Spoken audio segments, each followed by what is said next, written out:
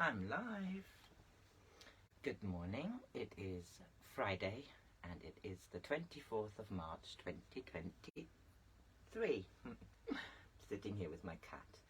I'm reading out of Scarlet Feather. It's a book by Joan Grant. She was a writer of far memory books, her own far memories. She lived from 1907 to 1989. And she was a very prolific writer, but it was little recognized that these accounts are actually accounts of her previous lives. This life here is the life as Piyanah. Piyanah and her cousin Raki live with an Indian tribe thousands of years ago. They were brought up together, and the intention is to build a new tribe, to lead a new tribe, where Raki and Piyanah running this tribe together. Because in those days women did not do any of those things. It was very strict in separation between what men were doing. They have to do ordeals, and they have to gain the feathers, the brown feathers, and then the red, what is called the scarlet feather. And Raki has just earned his red or scarlet feather, and we are now going on to part 4, Squaws choosing. The winter through which Jackie and I waited as Scarlet Feathers for the first spring moon, in which we would become the dual chief of a new tribe, had the quality of that pale quiet of early dawn which divides night from day. Since childhood there had been barriers to separate us. Now only time kept us apart, time which flowed steadily as a river without rapids, knowing neither spate nor summer drought. Our women stayed in the small encampment we had built from them, away from the squaws' teepees, and the 30 who had gone with us to the gathering had now been joined by 5 others who would make with us the journey to the south. It was agreed that the men should also number 35, near our own age, so that each squaw should have a chance to take a husband. There were, beside Dorok, 2 older men who wished to wear our tribal mark on their forehead, Tanak and Hajan, Scarlet Feathers with whom we had become friends on our way home from the gathering. Tanak chose to come with us because he was always eager for adventure, and thought that in the south we might find a tribe even more ferocious than the Black Feathers. Hajan, because every year he spent several moons away from the encampment to explore country into which our own people never penetrated. The north and west were familiar to him, and he also knew of a high pass over the mountains far to the south, to which he would act as our guide.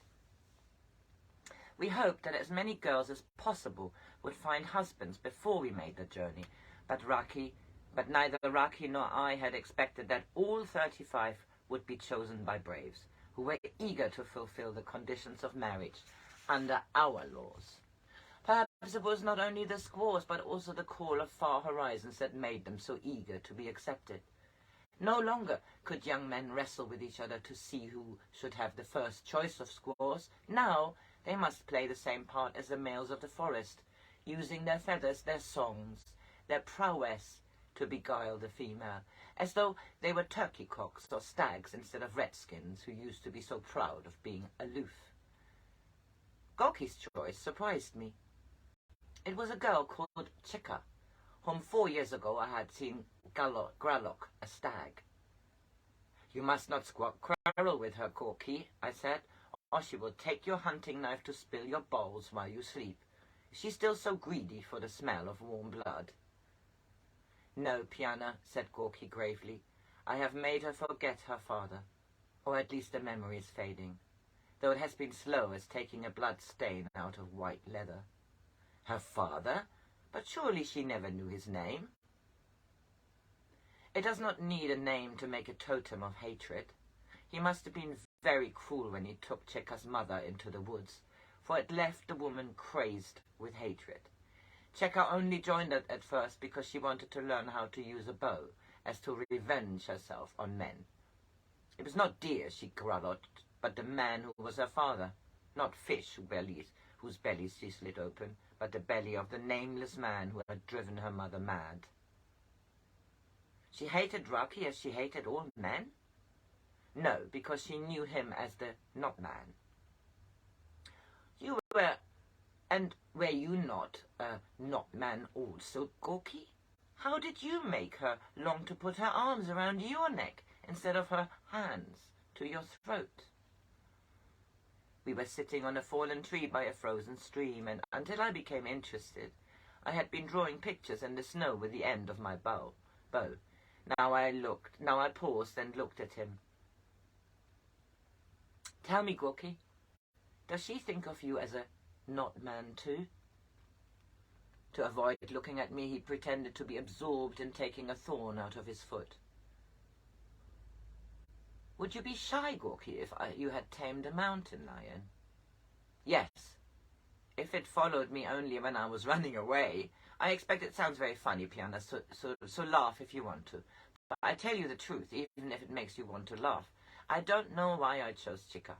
It was after I realized that no one except Raki ever meant anything to you. As a husband, I mean. I was jealous of Raki and angry with you for preferring him to me, and being angry and jealous made me lonely.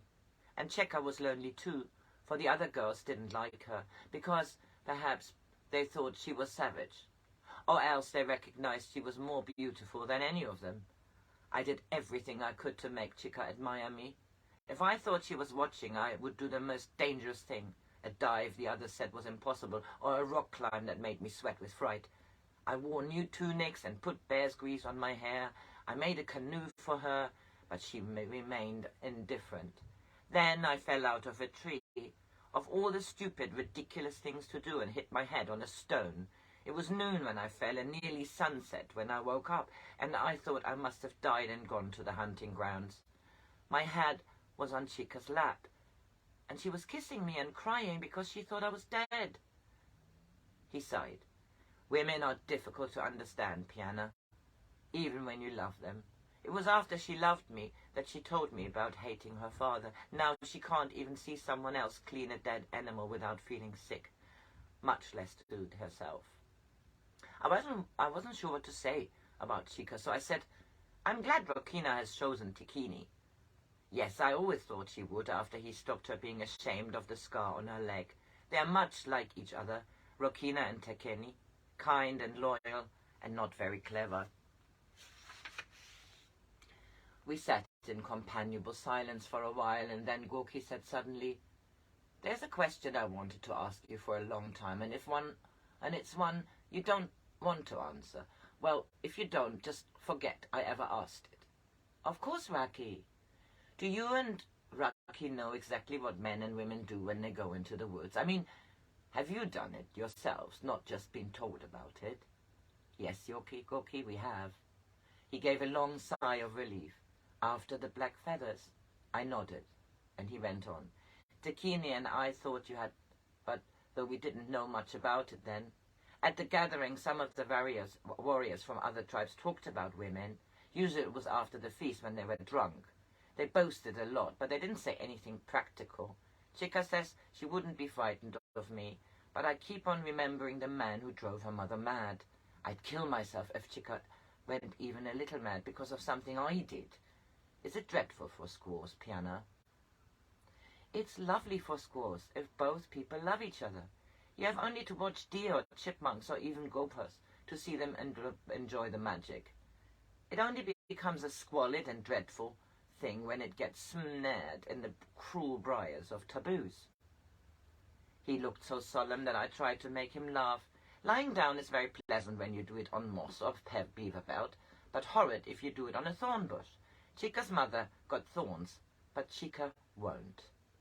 Thank you, Piyanah, for telling me, he said fervently. And could you tell Chica too? I think she'll have to wait to find out for herself. Raki and I discussed whether we should tell the others, and he said no, because if we did, they might refuse to wait until the spring moon. It's only 53 days now, so it won't hurt them to wait a little longer. But why should they wait? Because, I said firmly, women whose bellies are big with child might be difficult on a journey. I want us to find our place of the corn growing before we have babies. But you and Raki didn't have a baby, objected Gorky. That was very thoughtful of the great hunters, but now we know that babies are one of the things which happen when you use the magic. We mustn't expect them to look after us again. Of course, it may be quite a long time before they decide that the child Raki and I are going to have is ready to be born. But I don't think it's fair to shout to the child and say, we're ready for you unless we are. And I shall be too busy helping Raki until we get the tribe settled, to be able to think enough about what kind of body our son would like and how he would want to be born. So that was this chapter. Next chapter is entitled Nakachik, who is the chief and Piyanah's father. Happy Friday, everybody. These are the days.